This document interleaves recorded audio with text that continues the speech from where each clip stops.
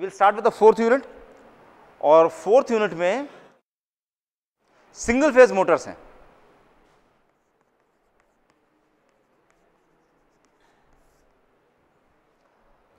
अभी single phase Motors में एक परेशानी है, और वो परेशानी क्या है कि single phase motors are not self starting.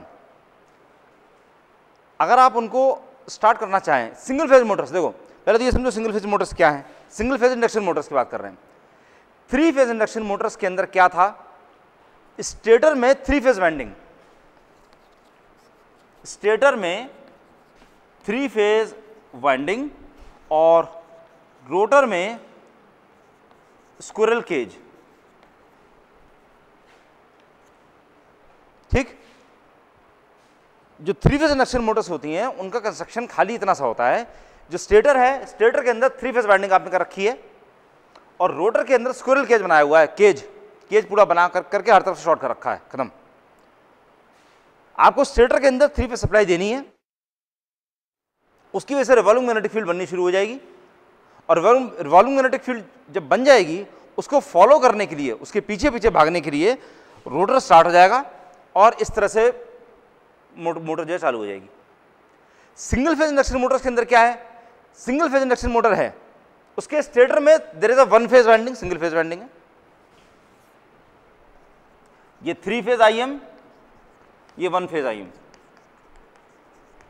तो वन फेज आईएम जो होगी ऑब्वियसली उसके अंदर भी ये वाली चीज होगी, इसके अंदर वन फेज वाइंडिंग है, और रोटर के अंदर ऑब्वियसली स्क्विरल केज लगा रखा है, अगेन वही चीज है, बस खाली छोटे साइज का है। इसकी कॉपर की बार्स थोड़ी क्रॉस सेक्शन एरिया में कम है, मतलब पतली है, और केज भी बेसिकली छोटा है इन पूरी मोटर्स का। Single phase motors are actually also known as fractional kilowatt motors, fractional kilowatt motors, इनको यही बोलते हैं। फ्रैक्शनल किलोवाट का मतलब क्या हो गया कि इनकी जो किलोवाट रेटिंग होती है that is less than 1 kilowatt, 1 kilowatt से कम की होती है, इसीलिए इनको कई बार फ्रैक्शनल किलोवाट मोटर्स भी इनको कहा जाता है। तो इसलिए क्योंकि इनकी रेटिंग जो है that is less than 1 kilowatt, इसलिए इनकी जो साइज है, size also less, comparatively less होता है, छोटा होता है। तो इनके स्टेटर में जैसे थ्री फेज इंडक्शन मोटर में स्टेटर में थ्री फेज वाइंडिंग थी, और वन फेज इंडक्शन मोटर में वन फेज वाइंडिंग है। रोटर दोनों का सिमिलर है, खाली साइज का फर्क है। स्क्विरल केज, स्क्विरल केज में क्या है, कॉपर की बार्स आपने कई सारी गोल गोल लगा दी पिंजरे केज की फॉर्म में, और आपने उसको ऊपर से और नीचे से दोनों तरफ से एंड रिंग से उसको शॉर्ट कर दिया। That essentially completes the squirrel cage construction, that's all, खाली इतनी चीज है। तो स्क्विरल केज है। अब स्टेटर के अंदर आपने सिंगल फेज वाइंडिंग कर रखी है। सिंगल फेज वाइंडिंग के कितने सिरे होते हैं, एजेस? सिंगल फेज वाइंडिंग कितने सिरे? 2 तार निकले होंगे, ठीक है। सिंगल फेज वाइंडिंग है, एक वाइंडिंग है स्क्विरल केज रोटर जो होता है उसको बेसिकली उसे केज रोटर कहते हैं। स्क्विरल क्यों कहते हैं, दैट्स बिसाइड द पॉइंट, उससे कोई मतलब नहीं है हमें। केज है, केज है मतलब पिंजरा है, जैसे पिंजरा देखते हैं बिल्कुल पिंजरा की तरह का है। और उसमें होता क्या है कि उसको अगर आप सामने से देख रहे हैं तो आपको कई सारी ऐसी कॉपर की बार्स दिखाई दे रही हैं।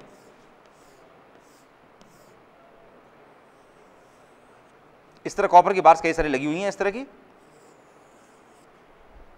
ऐसा पिंजरा बना हुआ है। और इसी को अगर आप ऊपर से देख रहे हैं तो आपको दिखाई कैसा देगा कि ये है, ये जो रिंग, जो ऊपर का जो चौड़ा सा रिंग दिखाई दे रहा है ये, और नीचे का जो रिंग दिखाई दे रहा है ये वाला रिंग है, और इसमें कॉपर की बार्स ऐसे ऐसे आपने लगा रखी है। तो कॉपर की बार्स है सर्कुलर शेप में, सर्कुलर एरिया में सेट करी हुई हैं, और ऊपर से और नीचे से दोनों तरफ से एंड रिंग्स के साथ में शॉर्ट कर रखी हैं, such that it is shorted. Short करना बड़ा जरूरी है। आप ये एंड रिंग्स आपने कॉपर के लगा रखे हैं, कॉपर की बार्स हैं, एंड रिंग्स भी कॉपर के हैं। ये होना यूं जरूरी है क्योंकि तभी इसके अंदर करंट फ्लो कर पाएगी। अगर आपने एंड में शॉर्ट नहीं कर रखा है then the current won't flow, और करंट फ्लो नहीं करेगी तो क्या नहीं बनेगा, नहीं, ईएमएफ की वजह से करंट बनती है। करंट अगर फ्लो नहीं करेगी तब क्या नहीं बनेगा, टॉर्क। चारों में जो लास्ट वाला था, सबसे पहला था रिलेटिव मोशन, रिलेटिव मोशन के बाद ईएमएफ इंडक्शन, ईएमएफ के बाद करंट, और करंट के बाद में टॉर्क, ये चार थे, ठीक। तो अगर करंट इसके अंदर फ्लो नहीं करेगा, खाली ईएमएफ बना हुआ है, मतलब पॉइंट यहां पर ये है कि ईएमएफ पूरा बना हुआ है लेकिन करंट अगर फ्लो नहीं कर रहा है, करंट फ्लो कब नहीं करेगा, जब बीच में कोई भी सर्किट ओपन होगा, ओपन सर्किट के अंदर करंट फ्लो नहीं कर सकता। तो ओपन अगर होगा, करंट फ्लो नहीं करेगा, तो उसके अंदर टॉर्क नहीं बनेगा। That's the point. Torque by the way दो तरह का होता है, स्टार्टिंग टॉर्क और रनिंग टॉर्क। स्टार्टिंग टॉर्क क्या है? स्टार्टिंग टॉर्क जितना हाई है उतना आप हाई स्पीड, मतलब हाई लोड पर स्टार्ट कर सकते हैं। स्टार्टिंग टॉर्क बढ़ाने के लिए आप बाइक्स में और जितने भी आपके व्हीकल्स होते हैं उन सब व्हीकल्स के अंदर जो गियर असेंबली लगाते हैं, उसका पर्पस क्या होता है? To create a high starting torque. शुरुआत के अंदर टॉर्क आपको बहुत ज़्यादा मिले। शुरुआती टॉर्क, स्टार्टिंग टॉर्क बहुत ज़्यादा होने से फायदा क्या है बाइक्स में? बाइक्स में अगर स्टार्टिंग टॉर्क बहुत ज़्यादा है तो क्या होगा? स्पीड का टॉर्क से बाय द वे कोई लेना देना नहीं है। अगर आपने उसके स्टार्टिंग टॉर्क बहुत ज़्यादा कर दी, फर्स्ट गियर आपका मतलब बहुत ज़्यादा पावरफुल अगर आपने लगा रखा है, फर्स्ट गियर आपको बहुत ज़्यादा पावरफुल है, तो उसकी वजह से आपको फायदा क्या मिलेगा? You get a great pickup. Acceleration जो आपको उस टाइम होगा वो बहुत फास्ट हो जाएगा, बहुत जल्दी आप पिकअप कर सकते हैं, और या बहुत सारा लोड ले करके आप पिकअप कर सकते हैं। ये उसमें फ़ायदा हो जाता है अगर आप फर्स्ट गियर बहुत हैवी ड्यूटी बनाते हैं। तो अगर फर्स्ट गियर उतना हैवी ड्यूटी नहीं है तो इसका मतलब स्टार्टिंग टॉर्क आपको बहुत ज़्यादा नहीं मिल रही है। इन एनी केस लास्ट के जो गियर्स होते हैं, फोर्थ गियर हो गया और फिफ्थ गियर हो गया, उसके अंदर टॉर्क आपको बहुत कम मिलती है, वेरी लो टॉर्क, बहुत छोटी कम टॉर्क मिल रही है, जिसकी वजह से आपको स्पीड बहुत ज़्यादा मिल रही है। ये चीज़ है, मतलब ये है कि जो ड्राइविंग व्हील है, जो जहाँ पर इंजन लगा रखा है, इंजन पर मान लीजिए अगर ये वाला गियर है तो फर्स्ट गियर में पीछे वाला जो पहिए के साथ में जहाँ पे चेन लगी हुई है जो पुल कर रही है, वो गियर फर्स्ट गियर होगा, ऑलमोस्ट इसके साइज का होता है। तो एक बार अगर ये घूम रहा है तो एक बार ये घूम रहा है, और इसकी आरपीएम, नॉर्मली आरपीएम कितने चल रहे होते हैं बाइक्स में? आरपीएम किस रेंज में होते हैं? स्टार्टिंग में जब आप थ्रॉटल देते हैं कितने आरपीएम्स होते हैं उसके अंदर? Goes up till 3000 4000 RPM, 3000 4000 RPM तक जाता है वो, इतना ये हो जाता है। तो ऐसे में अगर गियर रिडक्शन आपका इतना है कि सपोज दैट इज 2:1, मतलब ये 2:1 का मतलब यहां पर उल्टा हो जाता है। इसका मतलब क्या है कि ये अगर एक बार पूरा घूम रहा है तब ये 2 बार घूम जाएगा, ठीक। अगर ये बिल्कुल 1:1 का रखते हैं तो इसका मतलब क्या है कि अगर ये पूरा एक बार घूम रहा है तो इसके साथ एक बार भी घूम रहा है ये, तो आपको शुरुआत में ये बहुत सारे, ये जितना घूम रहा है उतना ये घूम रहा है, उतना आपको मिल रहा है, मतलब पुलिंग कैपेसिटी बहुत ज्यादा मिल रही है। जबकि जिस टाइम नॉर्मल केस में रनिंग चल रही है फोर्थ गियर में, फिफ्थ गियर में, उस टाइम क्या हो रहा है? उस टाइम ये जो गियर है दैट इज लाइक दिस, ये छोटा वाला। ऐसे में अगर आपने इसको ऐसे जोड़ रखा है, इसके एक चक्कर में ये कितने चक्कर काट लेगा? कम से कम 4-5 चक्कर काट जाएगा। तो नतीजा क्या है कि इंजन जिस टाइम आप रन कर रहे हैं उस time even if you are cruising at 2000 और 3000 आरपीएम, नॉर्मल 1800 आरपीएम 2000 आरपीएम पे जिस टाइम चल रहे हैं, उस टाइम आपको स्पीड जो मिल रही है दैट इज ह्यूज, बहुत ज़्यादा स्पीड आपको मिल रही है। तो इसकी वजह से टॉर्क आपको जो मिल रहा है, टॉर्क इज वेरी लो, बहुत कम टॉर्क मिलता है।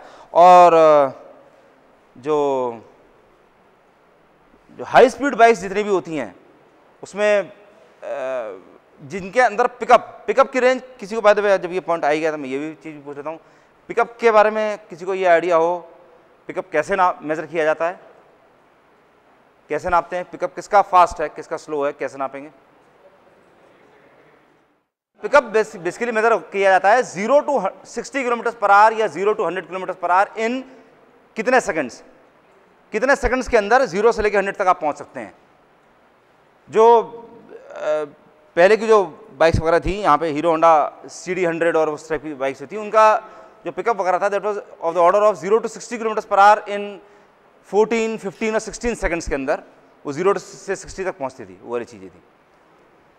तो टॉर्क का पॉइंट यहाँ पर बेसिकली ये था कि that was the starting torque. Starting torque का मतलब यहाँ पर ये है कि आपको स्टार्टिंग जिस टाइम आपने इंडक्शन मोटर स्टार्ट करी है तब आपको टॉर्क कितनी ज़्यादा मिल रही है। और रनिंग टॉर्क का मतलब क्या है कि जब स्पीड ने एक बार पिकअप कर लिया और मान लीजिए 4 पोल की मोटर है तो उसकी सिंक्रोनस स्पीड कितनी होगी? 4 पोल की इंडक्शन मोटर की सिंक्रोनस स्पीड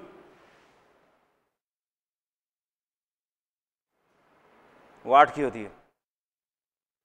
1500 1500 आरपीएम, 1500 आरपीएम जो होती है वो उसकी स्पीड होगी, टॉप स्पीड। तो उसमें ऐसे में रोटर स्पीड नॉर्मली कितनी निकल के आने वाली है? रोटर स्पीड 1400, 1420, 30, 40 इस रेंज की, 1440 के आसपास की चल रही होगी। तो 1440 वाली जो आरपीएम पर जिस टाइम वो रन कर रही है, then that torque is known as the running torque, वो रनिंग टॉर्क होती है, ठीक है। तो अब देखो torque is the pulling capacity, torque is force into perpendicular distance. इसका मतलब क्या है कि अगर आप एक व्हील के एज पे यहां पे फोर्स लगा रहे हैं, फोर्स F, और यहां से इसका जो radius that is R, then torque is F into R। ये होता है, जितना ज्यादा फोर्स होगा, जितना ज्यादा R होगा, उतना आपको टॉर्क ज्यादा मिलने वाली है। उतना ही फोर्स हो लेकिन R की वैल्यू अगर बढ़ा दी तो आपको टॉर्क ज्यादा मिलेगी, या R आपने बढ़ाने के बजाय R आपने उतना ही रखा लेकिन फोर्स आपने ज्यादा बढ़ाया तो भी आपको टॉर्क ज्यादा मिलनी शुरू हो जाएगी। That is basically the torque, ठीक। तो इंडक्शन मोटर्स के अंदर, सिंगल फेज इंडक्शन मोटर्स के अंदर प्रॉब्लम क्या होती है कि there starting torque is 0। Starting torque 0 होने का मतलब यहां पर यह आ जाता है कि आपने induction motor, single phase induction motor में स्टेटर में खाली सिंगल फेज वाइंडिंग है, सिंगल फेज वाइंडिंग के अंदर आपने single phase supply they the, that's it. Single phase winding में आपने सिंगल फेज सप्लाई कनेक्ट करी, स्विच ऑन कर दिया, नथिंग विल हैपन, कुछ नहीं होगा, इंडक्शन मोटर अपनी जगह पर है। लेकिन अगर आप उसको किसी भी डायरेक्शन में पुश कर दीजिए, एक डायरेक्शन में पुश कर दिए तो उस डायरेक्शन में घूमनी शुरू कर देगी, इधर पुश कर दी तो इधर घूमनी शुरू हो जाएगी, और धीरे धीरे स्पीड पकड़ती जाएगी, पकड़ते पकड़ते अपनी जो टॉप मोस्ट स्पीड जो भी है वहां तक पहुंच जाएगी। ये इसका मतलब क्या है कि इंडक्शन मोटर अपने आप स्टार्ट नहीं हो सकती, लेकिन अगर आप इसको स्टार्ट एक बार कर दें, किसी भी डायरेक्शन में अगर पुश कर दें, अगर आप इसको धक्का दे दीजिए तो सस्टेन कर लेगी, चलती रहेगी। अब इसका डायरेक्ट जो इसका इफेक्ट है वो बेसिकली क्या है? पंखा है, फॉर एग्जांपल पंखे is basically single phase induction motor. ये वाली चीज करनी पॉसिबल नहीं है कि आप जब भी कमरे के अंदर घुसे, आपने स्विच ऑन किया, फिर यहां पर आए, डंडा उठाया, पंखा घुमा दिया, फिर जाके बैठ गए, बीच में अगर लाइट चली गई, आप भी बैठे हुए हैं, आपके मेहमान वगैरह वो सब भी बैठे हुए हैं, फिर जैसे उसके बाद लाइट आई, अच्छा लाइट आ गई, सॉरी 1 मिनट जरा, डंडा आया, फिर घुमा दिया, हर थोड़ी देर में घुमाते जा रहे हैं। ये वाली चीज़ करनी पॉसिबल नहीं है। इसी वजह से आप ये चाहते हैं कि induction motor should be made self starting, वो अपने आप स्टार्ट हो जाए, आप जब स्विच ऑन करें तो अपने आप स्टार्ट हो जाए। उसके लिए आपको चाहिए रिवॉल्विंग मैग्नेटिक फील्ड। क्या डिफरेंस है दोनों के अंदर? 3 फेज वाइंडिंग में अगर आप 3 फेज सप्लाई देते हैं तो जो फील्ड बनती है that is revolving in nature, revolving, गोल गोल घूम रही है। सिंगल फेज इंडक्शन मोटर्स के अंदर में सिंगल फेज वाइंडिंग है, सिंगल फेज वाइंडिंग में अगर आप सिंगल फेज सप्लाई देते हैं तो जो फील्ड बनती है that is pulsating in nature. ये दोनों का एग्जांपल मैं शायद आपको दिया हो, एक झूला होता है जिसमें आप बैठे होते हैं तो इधर जाता है, पेंडुलम की तरह घूमता है, इधर गया फिर यहाँ पे आया, फिर इधर गया, फिर इधर आया, that is single phase supply, single phase winding में सिंगल फेज सप्लाई। और वो वाला झूला जो गोल गोल घूमता है उसे कहते हैं रिवॉल्विंग वाला मैग्नेटिक फील्ड। तो इसका मतलब क्या है? 3 फेज वाइंडिंग के अंदर अगर आप 3 फेज सप्लाई देते हैं, या पॉलीफेज वाइंडिंग में बेसिकली ये कहा जाए, पॉलीफेज वाइंडिंग में, मतलब पॉली का मतलब क्या होगा? एक से ज्यादा फेज की वाइंडिंग में अगर आपने उतने फेज की सप्लाई दे दी तो फील्ड गोल गोल घूमती है। सिंगल फेज वाइंडिंग में फील्ड गोल गोल नहीं घूमती। तो आपको कोई ऐसा तरीका चाहिए जिससे कि आप सिंगल फेज वाइंडिंग की जो सप्लाई है उसको गोल गोल घुमा सकें, ये चीज आपको चाहिए। तो induction motor, single phase induction Motors के अंदर हमारा सारा अटेम्प्ट जो होता है वो बेसिकली ये होता है कि किसी तरीके से हम उसके अंदर सिंगल फेज की सप्लाई को ऐसा यूज करें कि उसमें रिवॉल्विंग मैग्नेटिक फील्ड बन जाए। सेल्फ स्टार्ट करने का यही तरीका है। इसके बाद नेक्स्ट जो आएगा, नेक्स्ट यूनिट, उसके अंदर आप पढ़ेंगे सिंक्रोनस मोटर्स। सिंक्रोनस मोटर्स के साथ में प्रॉब्लम यही है कि they are not self starting, वो अपने आप स्टार्ट नहीं हो सकती। अपने आप स्टार्ट करने के लिए आपको उसको कुछ और काम उसके अंदर करना पड़ेगा। सिंक्रोनस मोटर के अंदर भी ये वाली प्रॉब्लम आएगी। तो सेल्फ स्टार्टिंग बनाने के लिए जितने भी अलग अलग तरीके हैं कि किस तरीके से उसके अंदर रिवॉल्विंग मैग्नेटिक फील्ड प्रोड्यूस कराई जाए, और रिवॉल्विंग मैग्नेटिक फील्ड प्रोड्यूस ही हो जाए, उसके बाद में उसका टॉर्क भी बहुत ज़्यादा रहे, ज़्यादा टॉर्क रहे, इफेक्टिवली घूमे, स्टार्टिंग टॉर्क ज़्यादा मिले, स्पीड ज़्यादा मिले, इस तरह की सब चीज़ें कैसे हमको मिलेंगी, इसी के बारे में आपको इस यूनिट के अंदर पढ़ना है। तो बेसिकली आप जितनी कई तरह की 8-10 तरीके की मोटर्स आप पढ़ेंगे, और उन सब के अंदर आपको इफेक्टिवली यही पढ़ना है खाली कि सिंगल फेज सप्लाई को दो फेज के अंदर या तीन फेज के अंदर, दो फेज के अंदर बांट करके रिवॉल्विंग मैग्नेटिक फील्ड कैसे बनाएं, इसी के बारे में सारा यूनिट के अंदर है।